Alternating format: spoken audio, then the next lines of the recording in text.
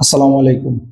প্রিয় ওমর সানি ভাই, বাংলাদেশের চলচ্চিত্র জগতের মানুষ আপনাকে কেন ব্রেইনলেস পার্সন বলে সেটা এখন আমাদের কাছে একদম জলের মতন পরিষ্কার হয়ে গেছে। তো আপনি ব্রাজিল সাপোর্ট করেন, তাতে আমাদের কোনো সমস্যা নাই। বাংলাদেশের বেশিরভাগ মানুষে দুটো দলকে সাপোর্ট করে, একটা হচ্ছে আর্জেন্টিনা আর একটা হচ্ছে ব্রাজিল। তো আপনি ব্রাজিল সাপোর্ট করেন, তাতে আমাদের কোনো সমস্যা নাই। কিন্তু আপনি ব্রাজিল সাপোর্ট করেন বলে বাংলাদেশের আর্জেন্টিনার সমর্থকদেরকে একেবারে অপমানের সহিত কথা বলবেন, তার মানে এই না যে আমরাও ব্রাজিল সাপোর্টারদেরকে একেবারে অপমানের সহিত আমরা কথা বলবো। জাস্ট একটা মাস আমরা একটু হৈ হুল্লোড় করি, আনন্দ উল্লাস করি বিশ্বকাপটারে কেন্দ্র করে। কখন কি বলবেন, কোথায় কি বলবেন, কোন পরিবেশে কি বলবেন, সেটা আগে ভাববেন, জানবেন, শিখবেন, তারপর বলবেন।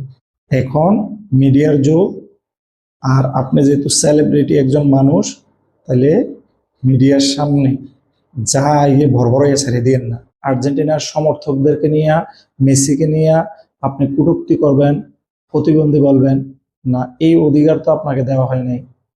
আপনি আপনার যোগ্যতার লেভেলটা দেখেন।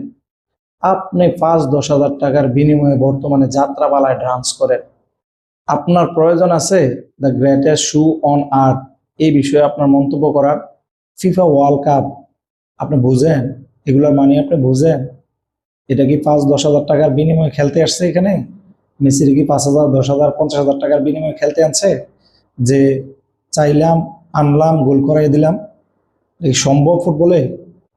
মৌসুমী আপু না থাকাতে আপনি যে মেয়াদ উত্তীর্ণ খাবার খাইতেছেন, সেটা আপনার বর্তমান কথাবার্তা স্পষ্ট ফুটে উঠেছে। আমরা বাংলাদেশের মানুষ আশা করব আপনি খুব দ্রুত গতিতে সাথে ডাক্তার দেখান এবং সুস্থ হয়ে আমাদের মাঝে ফিরে আসুন। আপনি সুস্থ হওয়ার পর আপনি বুঝতে পারবেন যে আপনি যে মেয়াদ উত্তীর্ণ খাবার খাইয়া আবল তাবল বকছিলেন। তো সুস্থ হওয়ার পর আশা করব এই জাতির সামনে বল স্বীকার করবেন যে আসলে আমি অসুস্থ ছিলাম, অসুস্থ থাকার কারণে আর্জেন্টিনা, আর্জেন্টিনার সমর্থক এবং মেসিকে নিয়ে যে কুরুচিপূর্ণ ভাষা ব্যবহার আপনি করছেন, সেটা আপনি জাতির সামনে আশা করি শীঘ্রই বল স্বীকার করবেন, জাতির সামনে ক্ষমা চাইবেন। আশা করি বাংলাদেশের মানুষ আপনাকে ক্ষমার দৃষ্টিতে দেখবে।